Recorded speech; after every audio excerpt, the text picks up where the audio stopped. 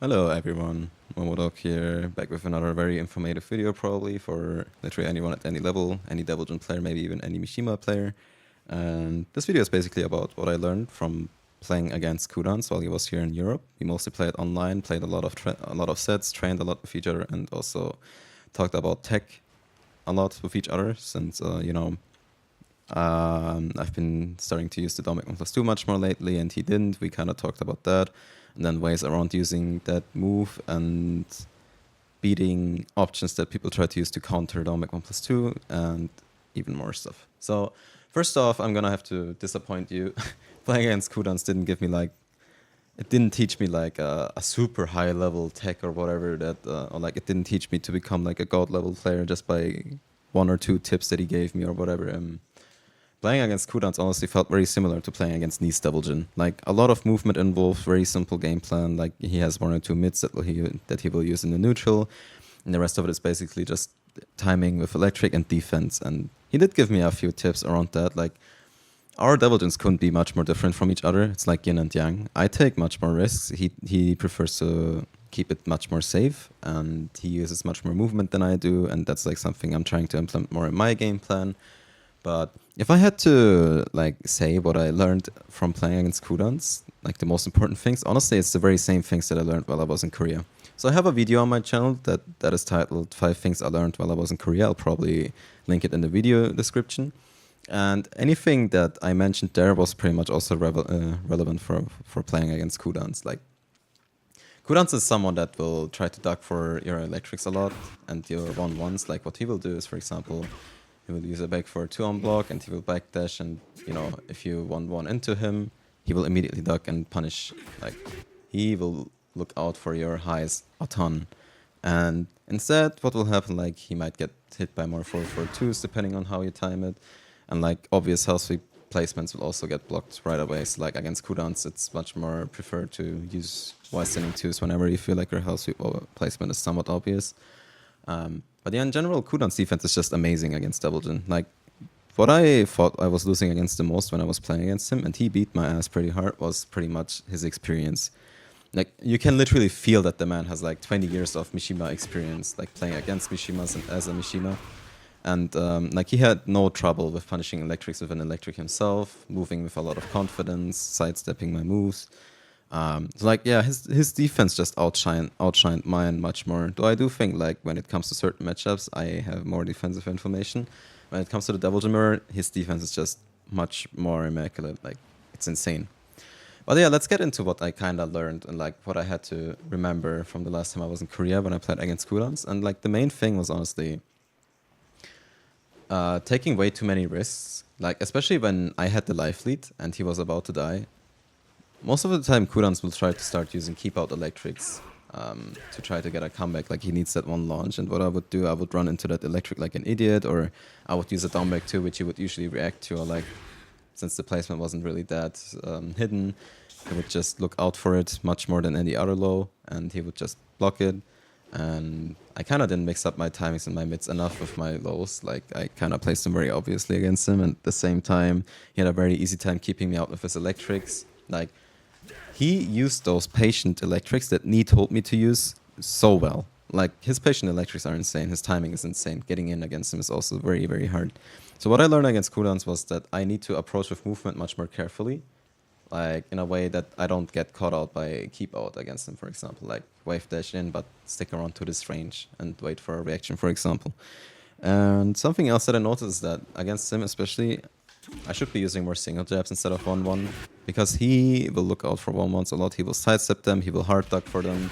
So essentially what happened was that I was using too much of my 1-1 and not enough of my back 4-2, which, these two moves kind of complement each other very, very well. So you should be using both in a way as much as possible in order to not get one option beaten too much. But at the same time, I'm afraid to say I did not think there was much else I learned from playing against him. Like, there were like few minor things that he told me, like for example doing wave voicing 2, it's better to just manually full crouch. People won't be able to see the difference and it will be much more consistent that way. So this is how he does it for anyone curious. You don't need to do the crouch dash back input necessarily. And at the same time we also talked about some situations on hit, like this into down 3 when spaced properly is kind of unpunishable for a lot of characters. At the same time, what we also discarded was at the wall, if they block your down back 1/2, your lows become unlow parryable. Like, since you're +24, both down back 2 and down 3 become unlow parryable. If he tries to low parry your lows in this situation, but it's like very minor things. Honestly, I was just losing to this experience, but at the same time, after the sets, we kind of got together. I showed him a few combos, like a lot of combos actually. Like he started using more optimal combos thanks to us talking about combos in general, like the fly 3 back 4, for example, and the counter 4 route, you know, all of this kind of stuff. And then the most relevant part for this video probably is we kind of talked about how people started not tech rolling into double gen anymore at the wall, since people tried to beat Dominic 1/2 so much. And while we were playing, I used a tech that I had in mind from Tekken 7 already. Like, I used it in Tekken 7 times already. I used a tech against him that surprised him a lot because he'd never seen it before. I'm going to show you what it is. And I'm going to show you a clip of what it can look like in a match after this too, like once I showed this in practice mode. So if we go to the wall, right, and do this to... This can stay, honestly. Let's see. So like when people tech roll in this situation and you whiff this down 4/4, you're still +3 on whiff. Qudans lapped this after we talked about this. I didn't lap this myself, but you're a +3. So if you press another down 4/4, it'll pretty much frame trap them. You can press 1/1 to beat any mash. And once they start pressing into you after the tech roll, you can kind of mix them up if you want to. And if they don't do anything in this situation, like if they just stay on the ground,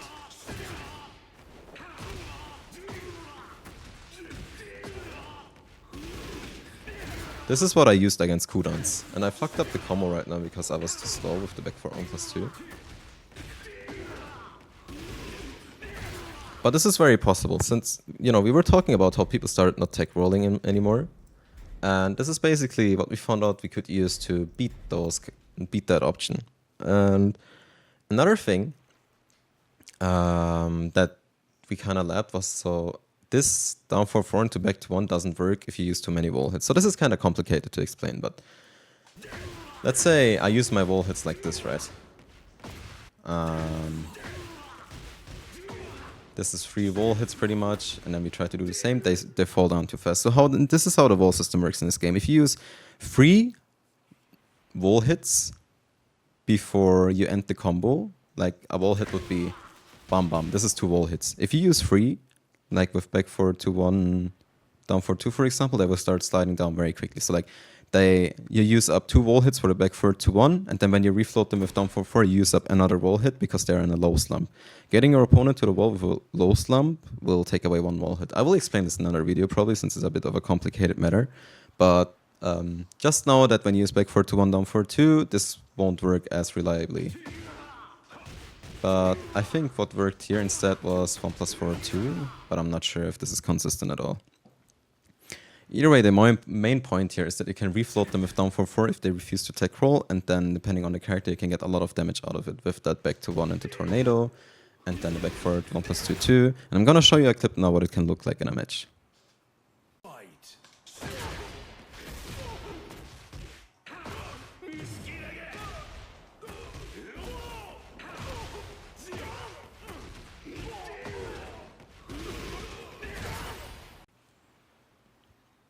So this is what it can look like in a match. It's a lot of damage, right? And if they don't tech roll into your down back 1+2, which, you know, is kind of guaranteed +24, should they decide to tech roll. Let's say I do this.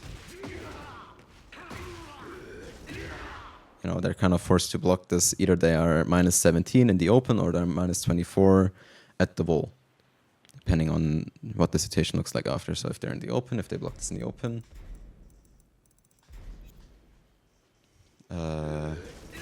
-17, they can't do anything about these shackles. Devilgen can maybe power crush, but that won't do anything because you will still be able to get a follow-up. And like, you can theoretically mix this with your wire running free if you want to, with 4/4/4. And if you really want to, you can also just go in and hell seep them. And then at the wall, when you're +24, as I said, you'll have a lot of options at hand. You can hell seep, you can down 3 and down back 2, which will be unlow parryable. You can use a mid, you can use warring free. Like when I'm in heat and I do something like this.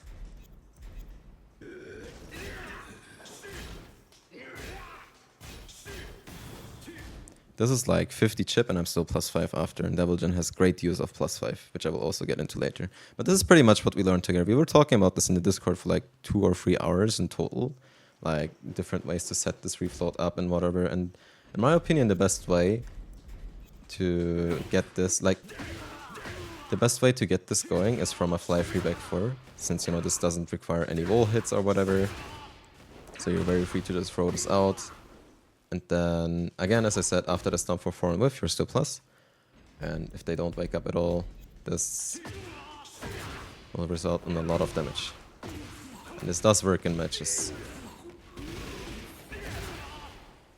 And this isn't even optimal, by the way. I'm using a very unoptimal electric route here. So like you can expect 15 to 20 more damage depending on how you use it. So this is what we discovered together, tech-wise. Other than that, we didn't really try to look out for much more tech, since there isn't much to this character outside of down back 1+2 at the wall. Like tech-wise, I mean, and especially like Morning Crow 4-2. But something else I told him about was when you, for example, do Hell Sweep into this.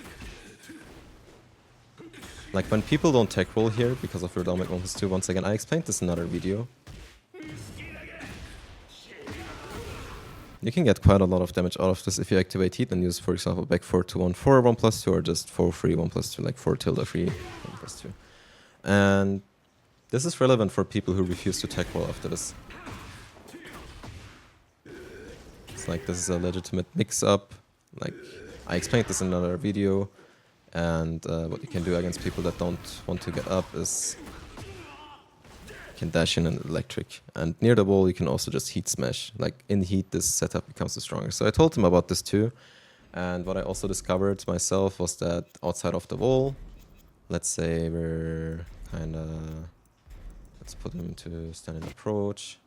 Let's go far away. And land a combo that will leave them far away after Morning Crow 4-2. So like,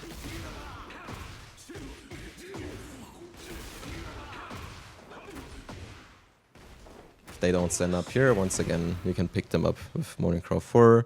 If they do stand up, you can just use a Morning Crow 3 for chip damage. If they hold back to get up, you can use Morning Crow 1. You have quite a lot of options here.